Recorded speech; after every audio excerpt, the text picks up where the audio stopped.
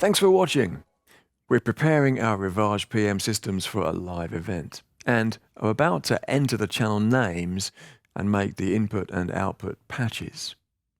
We've already configured the twin lane and Dante networks, so from now on, the process should become more familiar for you. And the process is going to be pretty much the same no matter which size or type of control surface you are using. From the single screen compact PM3 through the triple screen PM5 to the full-size flagship RIVAGE PM10. But even if you've set up a RIVAGE PM system before, keep watching because you could learn some new tips. Before we continue, understand that so far all the settings we've made are for system parameters, including the port names. That means they will not change when a scene memory is recalled. But from now on, we'll start to program scene-based parameters. So if you wish to store a blank scene with no changes to the patching, now is the time to do it. Open the scene menu. Press Store. Select a scene number and enter a name.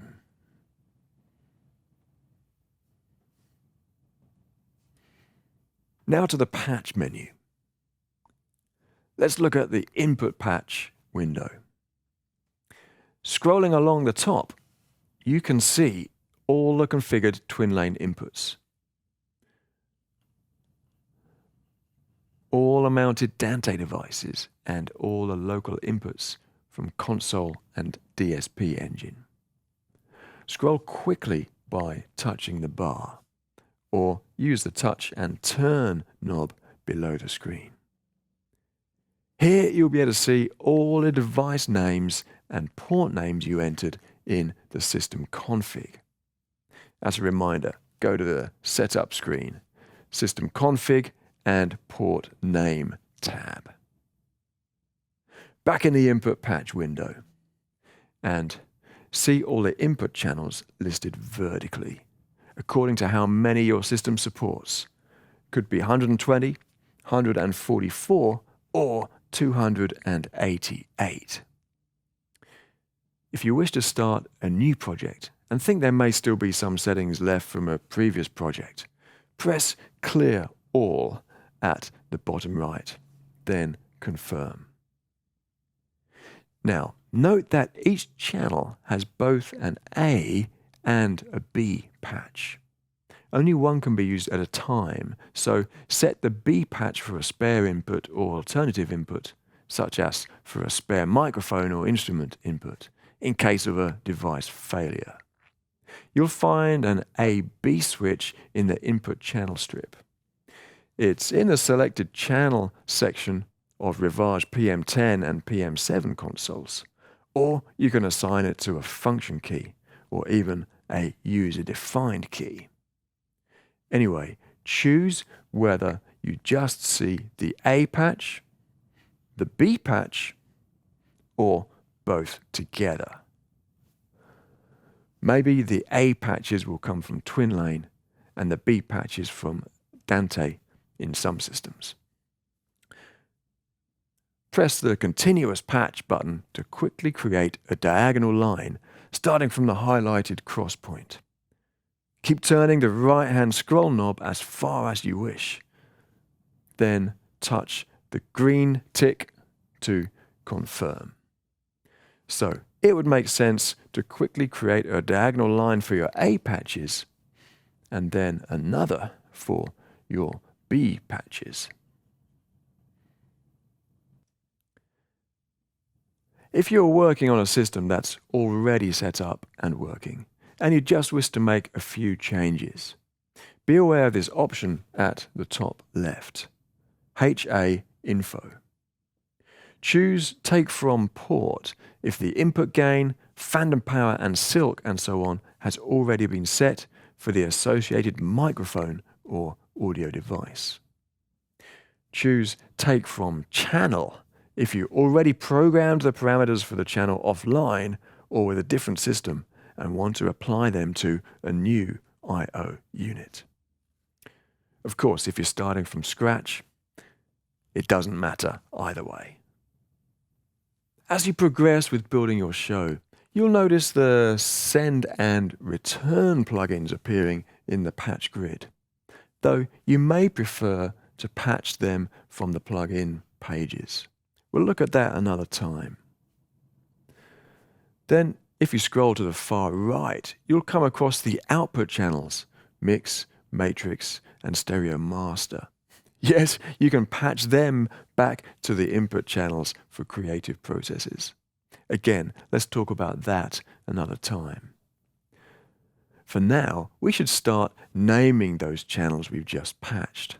We'll then see the names displayed in the input patch grid, as well as on the console in the channel strips.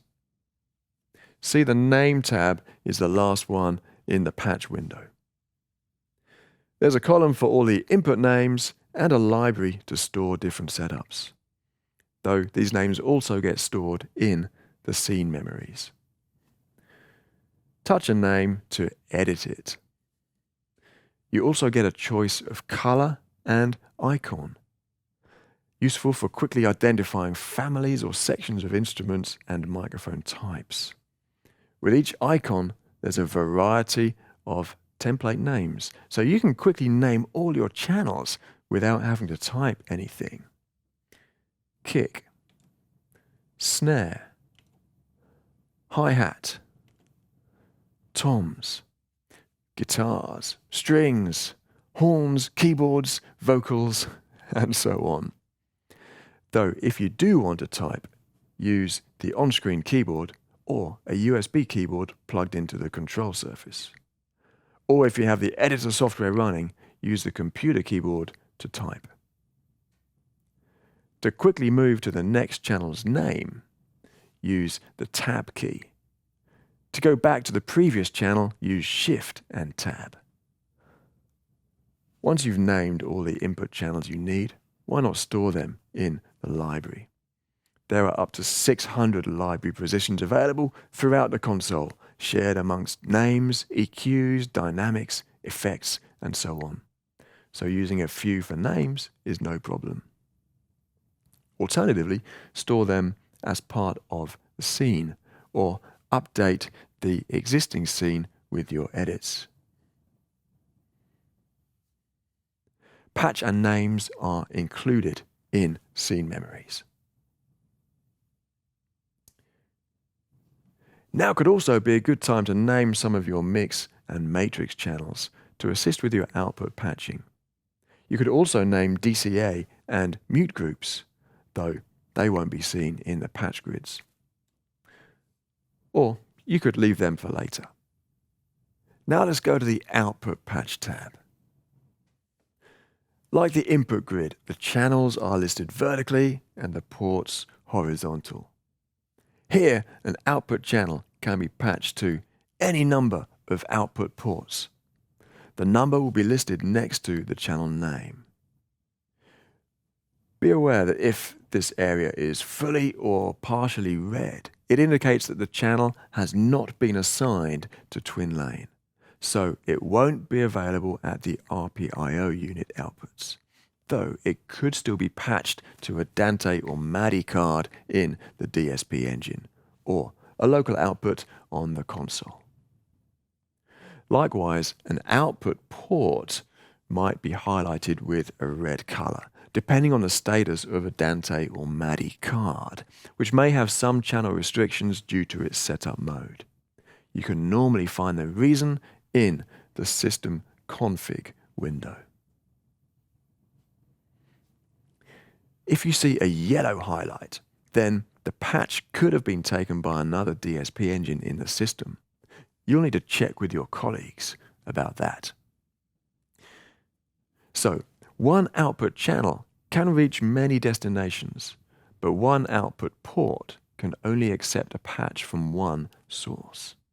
Likewise, one input port can be patched to many channels, while an input channel can only accept one source at a time.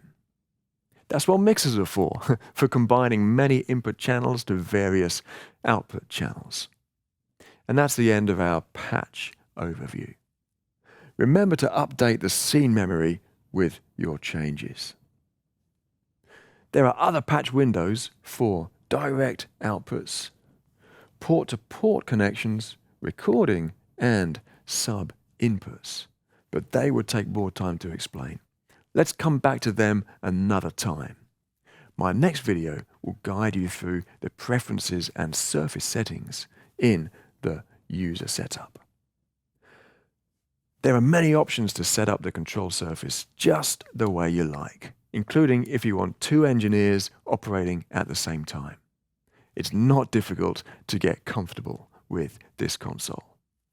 Bye for now.